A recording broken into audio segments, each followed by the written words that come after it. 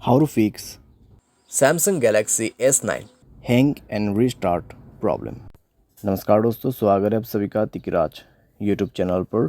तो दोस्तों, आज की इस वीडियो पर मैं आपको बताऊंगा कि कैसे आप जो है अपने सैमसंग के डिवाइस पर हैंग और रीस्टार्ट प्रॉब्लम सॉल्व कैसे कर सकते हैं। यहाँ पे दोस्तों क्या होता है, जब हमारे डिवाइस ठीक है हैंग हो जाते हैं तो वो अपने आप रिस्टार्ट हो जाते हैं। ठीक है, इस तरीके का प्रॉब्लम है ये। तो अगर दोस्तों आपकी जो डिवाइस है, ठीक है सैमसंग का, वो भी अगर हैंग हो जाते, हैंग होने के बाद अपने आप रिस्टार्ट भी हो जाते, तो ये किस तरीके का प्रॉब्लम है, ठीक है, और आपको कैसे ये प्रॉब्लम फिक्स करना होगा, आज के इस वीडियो पर मैं आपको सॉल्यूशन बताने वाला हूँ। वीडियो को अंत तक देखिए, जो भी सॉल्यूशन मैं आपको बताऊँगा उसको फॉलो करें, आपका प्रॉब्लम सॉल्व हो जाएगा। ठीक है, वीडियो शुरू करने से पहले दोस्तों, अगर आपने चैनल को सब्सक्राइब नहीं किया है तो सब्सक्राइब करते हुए बेल आइकन को क्लिक करें। अगर आप ऑनलाइन पैसा कमाना चाहते हैं तो वीडियो डिस्क्रिप्शन पर आपको लिंक मिल जाएगा। किसी भी प्रॉब्लम के रिगार्डिंग पर आप हमें ट्विटर पर फॉलो करके मैसेज करें। तो चलिए दोस्तों, वीडियो शुरू करते हैं। तो यहाँ पे दोस्तों जो हैंग एंड रिस्टार्ट प्रॉब्लम है, ठीक है, तो उसको फिक्स करने के लिए आपको सबसे पहले तो स्टोरेज में से क्लीन अप करना होगा। स्टोरेज को क्लीन कीजिए और मोबाइल पे कई सारे एप्लीकेशंस है तो उसको डिलीट कीजिए। ठीक है, बहुत बड़ा एप्लीकेशंस आप यूज़ करते हैं तो उसका डेटा को क्लियर करके यूज़ कीजिए।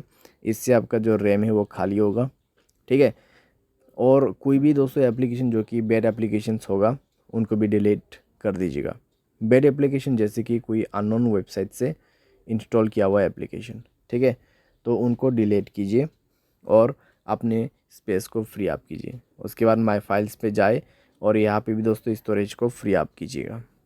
ठीक है, जब स्टोरेज आपका 40 to 30% एम्प्टी हो जाएगा, तब आप अपने मोबाइल सॉफ्टवेयर को अपडेट करेंगे। ठीक है, मोबाइल सॉफ्टवेयर को अपडेट करेंगे।